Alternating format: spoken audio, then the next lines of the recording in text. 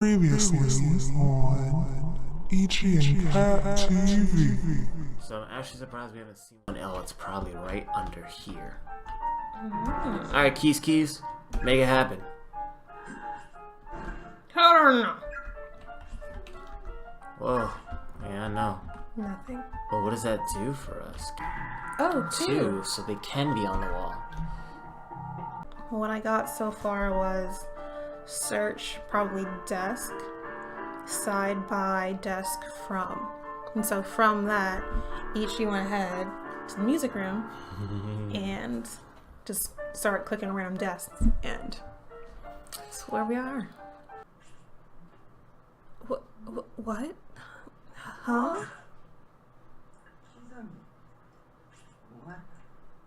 Kizami, what are you doing? Oh,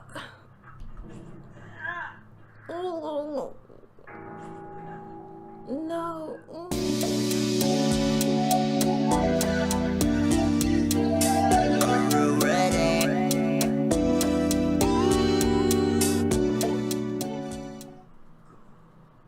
It's you. Hey, what happened? Where am I?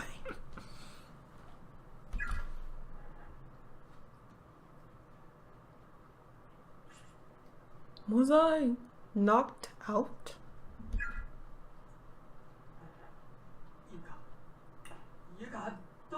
Yuka, are you there? She's not here, man. Staff room. He's in the locked This staff one was room. locked, yeah. Inventory of incoming students. Ojima Elementary, 21 boys. Hinomoto Elementary, 10 girls. Caring Village Monastery, 13 boys. A lot of schools. Oshu West Elementary, So like some kind of 18 like girls. trip or... Amore Gardens Academy, 6 girls. Yeah, I would think so. Wait, go back and do that again? I think you're right. There might have been important numbers there. Inventory of incoming students. 21 boy, 10 girl, 13 boy. What else? 18 girl, 6 girl. So if we add that all up, looks like there are way more girls than boys. So let's see. Here it is. 21, 34 boys.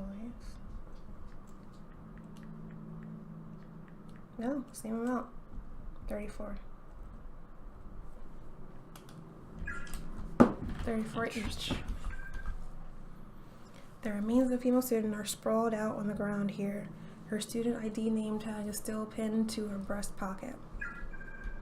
Misato Municipal Brotherhood Senior High School, Class 2-4, Kain Hagiwara.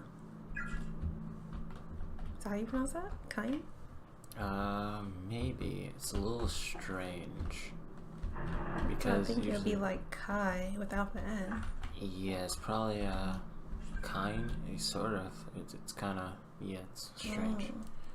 Chasing down the hidden paths of the cursed school building. It really exists. Kokibuki. Give it a look. I guess, being brave. Over the course of several days, a series of incidents occurred within this town in which young children disappeared one after another. Their whereabouts were ultimately discovered through a thorough police investigation, but said findings were very much a worst-case scenario. 3 of the missing children were found dead in a concealed room beneath the Heavenly Host Elementary, officially unused throughout the school's history. The 4th missing child was thankfully still alive, quaking in fear on the ground, presumably only moments away from demise when the police arrived. Capping off this nightmarish scene was an adult male member of the school teaching staff who seemed to be in a state of confusion. In his hands were a pair of bloodied scissors. 1973, September 18th. the surviving elementary school student, after psychological counseling, gave an official testimony fingering the Scissor Man as abductor and murderer. The staff member in question was officially charged with multiple counts of abduction and murder of minors, as well as the desecration of the dead. He was quickly taken to trial, where an insanity plea was spared him from prison or death, but resulted in his compulsory admittance into a mental hospital. Interestingly, the perpetrator of these crimes was none other than the school's principal's own son, who was widely renowned for his jovial personality. However, due to a mental alignment of unknown origin, he'd begun losing his ability to speak little by little during his years teaching at Heavenly Host. Once his speech was all but gone, he began searching for alternate places of employment, which occupied him several months prior to the crime. The results of this endeavor were not favorable, however, and most of his days were spent... Oh my... We have an armed intruder here, people. Says he wants to hop up on the desk. What are you doing? So you don't give him enough attention. What are you doing? Most of silly. his days were spent staggering idly through the streets. Get out. What are you doing? I'm looking for the ice cream. Yeah, get down. Okay. His reputation quickly degraded. Several months after his admittance to the mental hospital, he managed to slip past the many nurses on duty and escape the premises. Immediately upon doing so, he made his way into the concealed basement room at the Heavenly Host Elementary, where he took his own life by hanging. Wow. The 3 children he had killed were all Heavenly Host Elementary students, but the one girl who was rescued from the gaping maw of eternal slumber was not.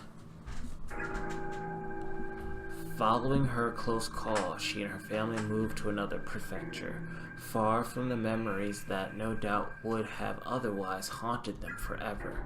Sadly, this was only the beginning of the misfortune that would hereafter plague the school, which had already earned itself an unsettling rumor. Over the next few years, Heavenly Host would become a stage for countless incidents of rape, molestation, and suicide. Wow. With student registration and attendance dwindling at an alarming rate in response to these crimes, the school was eventually shut down in 1975, November 1918 something. November 18th, 1975. Oh yeah, sorry. The 60-year-old principal at the time, who had become infamous as an eccentric man who adorned his walls, doors, and furniture with incomprehensible scrawls. Even later, forensic analysis of the writings throughout his office could make little sense of the haphazardly scribbles and numerations. And the day after the school's closure date was finalized, this aged eccentric threw himself from its roof. He broke his neck on impact, dying instantly. As you can clearly discern, this sordid history of this school is indeed awful, but there may be more to it than merely a series of unfortunate incidents. A power greater than any of us can comprehend may be acting as puppeteer from the shadows, maintaining an actual, tangible curse upon this property. And the key to it all lies with the sole survivor, the girl who bore witness to the brutal murders and the mutilations of 3 children no older than she. The girl in the red dress, the one that got away. My investigation into the supernatural side of this horrific massacre is only just the beginning. Rest assured, I intend to make this a regular feature. I began gathering data for follow-up reports, so stay tuned. The next issue promises to uncover more details in this morbidly fascinating story. According to this article, one girl survived the murders. But if this photograph is accurate, then it's that same girl in the red dress we saw earlier. I thought we saw a girl in a red dress earlier. Why would someone who wasn't killed here be haunting the school?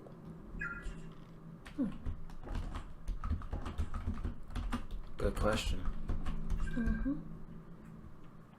Heavenly Host Bulletin. An individual unaffiliated with the school broke into the building last night and killed himself. What? This is the third such incident. The deceased was a 72-year-old single male from a neighboring prefecture. That's What is crazy. going on? Something bad. There's Blood-stained cassette. on the floor. It seems to be from a digital video camera. Pick it up. Mini Guess we DV have to. tape. The label reads, Key research data 1. 2005, November 19th. Key.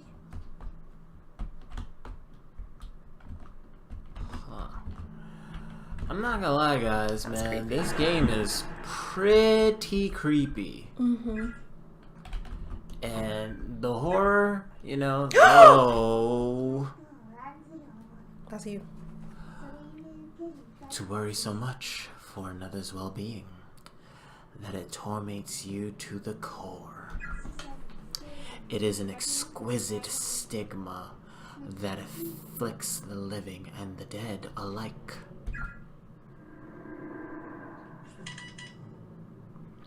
How did you get here? And you are? Oh, her eyes are so cloudy. She looks like a dead fish. She is a dead fish. I'm the spirit of a girl who died here. Okay. I'm not really sure how to respond to that. Run? He don't believe it's real. Run? Happiness and unhappiness are linked. Whenever one attempts to gain good fortune with little effort, there is always a risk. It's true. What are you trying to say? You and your friends have become trapped in this school because you performed the Sachiko Ever After charm and messed it up. Sachiko? You mean that paper doll thing we all did? How did we mess it up? I don't know. How do you mess that up? One of you chanted the phrase too many times, or too few, and the number of participants determines the number of repetitions that must be spoken. So you trapped a bunch of And children somebody goofed. in a haunted school building as punishment. For murder. It's punishment for murder. No, I meant as in what I meant to say was and murder them. They're forced to stay here, and either they die a slow death or a fast death, and they get brutally murdered by spirits and everything else. Yep. Sounds like a... And then even if they Tough don't break. die from that, they're starvation or dying from a lack of a... Or they go Ma- crazy and they kill all their friends. That too. They're just, ooh, Gasp! indeed. Oh, Ayumi. This is the girl who left that note on the desk. Shinozaki, Yeah. right? You said it exactly 9 times, right? Sachiko, we beg of you. 9 times. You have to say it 1 time for every person present. No more, no less, or the charm will fail. I'm pretty sure it wasn't me. I remember saying it 9 times. So did someone else mess up? And is that why? No. No, I'm not going to start placing blame. Hey, man. You ain't gotta do it. This wasn't anyone's fault. Well, It's true. I wouldn't say it wasn't a fault. I would say that nothing deserved this.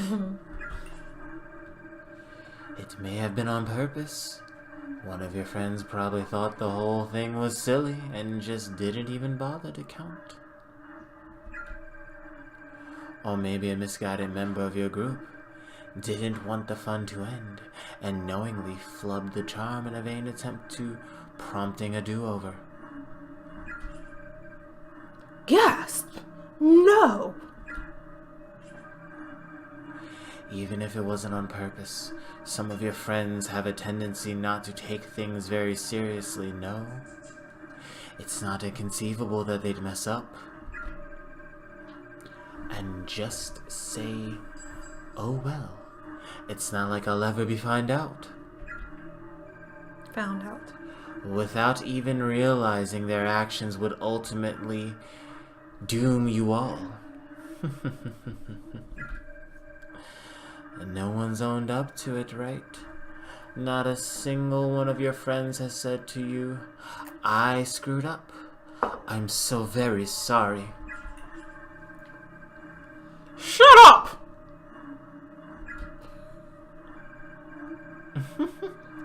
My apologies. I've proposed far too many likely scenarios, it seemed. Perhaps it is the nature of my job. I have long since abandoned my writings, after all. You do still have your scrap of paper doll, no? Be sure you hang on to that. Hang on tight. Treat it like a memento. A memento of those who are dear to you. Sorry to cut this short, but I'm in a bit of a hurry here. I seem to have gotten separated from my little sister, and there are still some other people I need to find, too. Such concern for your friends, and all the impulses that go with it, spurring the heart into action. It's a truly noble sentiment. That's all charms really are, you know. They represent one's regard for other people. They're like microcosms of the soul. Whether it be love or hate, all you need is a truly strong emotion to set them off. The stronger it is, the more powerful the charm. Splendid man looks. Nope, it was Splendid Man Hugs. I'm burning up. Wait, hold on. What are you?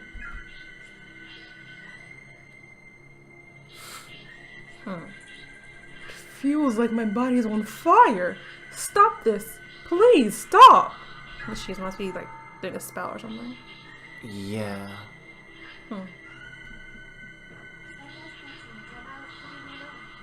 We will not allow anyone to stand in our way.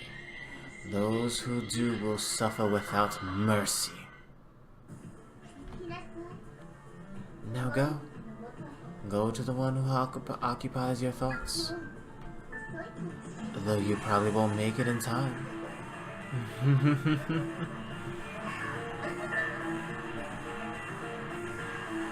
In time for what? I would assume to save her. Maybe it's probably not even Yuka, it's what's her face?